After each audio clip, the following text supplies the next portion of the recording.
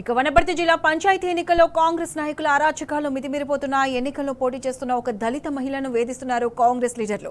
గోపాలపేట సర్పంచ్ అభ్యర్థిగా పోటీ చేస్తున్న స్వప్నను బెదిరింపులకు గురి చేస్తున్నారు. ఆమె భర్తకు ఫోన్లు చేసి విత్డ్రా చేసుకోవాలని హెచ్చరిస్తున్నారు. బీఆర్ఎస్ నాయకులతో కలిసి వనపర్తి కలెక్టరేట్ కార్యాలయంలో ఎన్నికల అధికారికి ఫిర్యాదు చేశారు అభ్యర్థి స్వప్న. గ్రామస్తుల వినతి మేరకే తాను గోపాల్పేటలో పోటీ చేస్తున్నానని చెప్పారామె.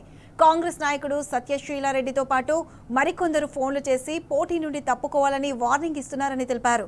తన కుటుంబ సభ్యులను తీవ్రంగా వేధిస్తున్నారని ఆవేదన వ్యక్తం చేశారు. కాంగ్రెస్ నేత సత్యశీలారెడ్డిపై చర్యలు తీసుకోవాలని ఎన్నికల అధికారులను కోరారు. పోటీ చేస్తున్నాను. ఈ విషయాన్ని ప్రత్యర్థి పార్టీ వాళ్ళు మమ్మల్ని ఇబ్బందులకు గురి చేస్తున్నారు.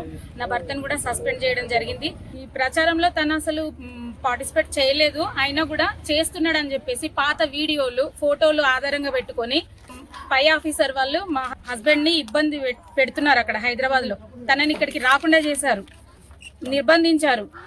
ప్రత్యర్థి పార్టీ అయిన కాంగ్రెస్ ప్రభుత్వం నా భర్తను సస్పెండ్ చేసి ఈ విధంగా మమ్మల్ని ఇబ్బంది పెడుతున్నారు. అలాగే నాకు మద్దతు ఇస్తున్న కార్యకర్తలను కూడా అదే విధంగా నాతో పాటు తిరిగే ప్రజలను కూడా ఇబ్బందులకు గురి చేస్తున్నారు. వాళ్ళని కూడా మేము అది చేస్తాము, ఇది చేస్తాము, మీకు ఏం రాకుండా చేస్తాము, మీ అంతు చూస్తామని ఇప్పుడు మా ప్రభుత్వం ఉంది, మేము మిమ్మల్ని ఏమైనా చేయగలుగుతాం, మీకు ఏవి రాకుండా చేస్తాము.